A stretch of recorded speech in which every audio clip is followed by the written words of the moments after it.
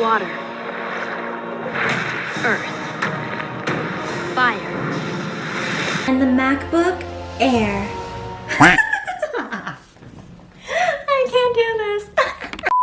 Hello and welcome back to my channel. My name is Renee and today I want to do a little dedicated review to the brand new MacBook Air, and I am really excited about.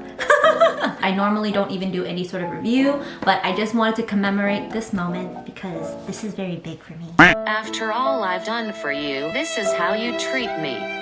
Honestly, always been an avid Windows user. I have never owned a MacBook. Hold up! Have you even used a MacBook before? I feel like the last time I ever used a MacBook was when I was in middle school, and they were still all white and very rectangular. But obviously, I am just not a tech channel, so please don't come for me. Please don't roast me. I am just gonna be sharing all the juicy stuff that you need to know, like the pros and the cons, what's the difference between this and the Pro, pretty much all of the good stuff, but without the confusion. So let's go. So I got this laptop in gold, but it's actually rose gold in person. Laptop comes with two Thunder ports here on the left-hand side and a headphone jack on the right-hand side. But in terms of what is in the brains of this juicy beast, this laptop comes with 8-core GPU, 8-core CPU with 16 gigabytes of RAM and 512 gigabytes of storage, I think. Yes, that's it. If you're confused, don't worry, I'm just as confused, but I got you. To briefly summarize. Okay, we're gonna go jet speed. The MacBook Airs come in two tiers. So one comes with 7-core GPU, 7-core CPU, but the other one comes with 8-core GPU, 8-core CPU, and one has 256 gigabytes of storage. The other has 512 gigabytes of storage, and the RAMs are exactly the same. If you're like wondering what's the difference between these two tiers, because when you're purchasing this laptop, it can be confusing. Total honesty, there is not a huge difference between the two. Like I said, I don't know technological terms, so correct me if I'm wrong, but I believe GPU, CPU just mainly helps you be able to multitask and use different programs more efficiently at the same time. So if you have Adobe running in the background while you're also browsing on Chrome and everything, or using Lightroom and stuff like that, it will be able to run those programs at the same time without lagging as much. I opted for the 8-core one, and I decided to increase my RAM just because I do more intense video editing and I do more intense graphic design, and I just didn't want Adobe and all those programs to run slowly or to lag. But honestly, if you are a student or if you're working professional and you're mainly just using this laptop for school reasons or work reasons, you're mostly on the internet, you're using Microsoft Word, or you're doing coding and stuff every now and then, I think 7-core GPU should be fine. But I feel like in the long run, getting the 8-core one would just be better, even though it's a bit more hefty of the price tag. So yes, that is specifications. So on to the juicy stuff though. First pro of this laptop is definitely just the fact that it's super lightweight, it's super sleek. Honestly, I just need to know her diet plan because this is how light and skinny she is. This is a 15.6 inch laptop, while this is a 13.3 inch one. And honestly, even though this is a 13.3 inch screen, it doesn't seem like it. It's a very full screen. I never noticed a difference between the size of this until I put it side by side, and oh my god. Girl, don't compare us. We ain't even on the same level. But the second pro, one of the most important, is the battery life. Well, her energy lasts a full day, so honestly, her energy lasts longer than I do.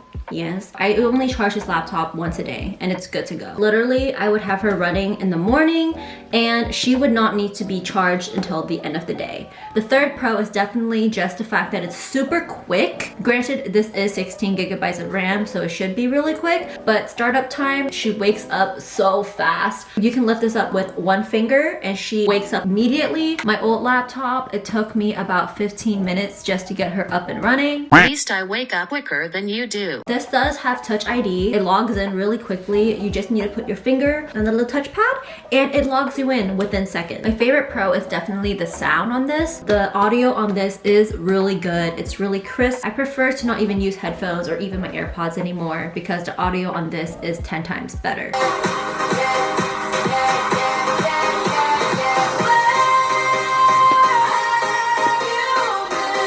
One of the most important things I feel like, people would want to know is, does it overheat? Because this laptop doesn't have a fan. So I haven't experienced any overheating, so that is one of the pros. The only time it does get warm is when I export videos, but it does not overheat, and I feel like as long as you're having enough airflow, ventilation, because this is a MacBook Air, so we gotta give it some air so that it could survive. Oh no, she fell over.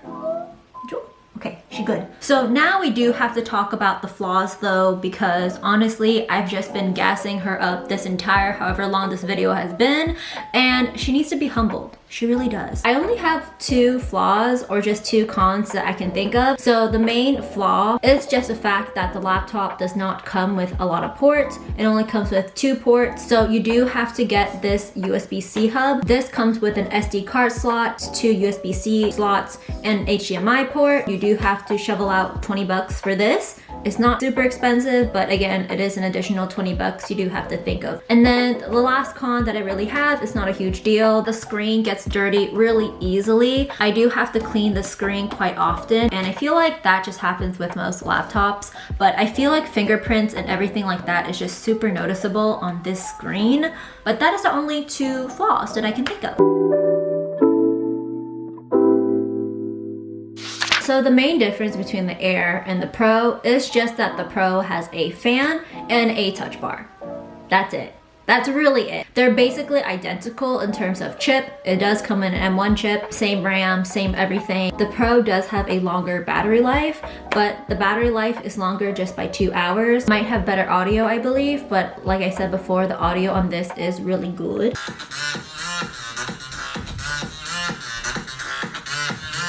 And yeah, that's pretty much the only difference. So that was pretty much my video for this week. Basically, I am in the honeymoon phase right now, and I hope that you found this video helpful. If you did like this video, I hope you give it a thumbs up, and I do hope that you subscribe, and I honestly can't wait to see you next time. So, oh my gosh, she fell over. Oh, she's already done and tired. Okay, Bobetta, we're gonna go now. So, thank you for watching, and I honestly can't wait to see you next time. So, peace out, and bye!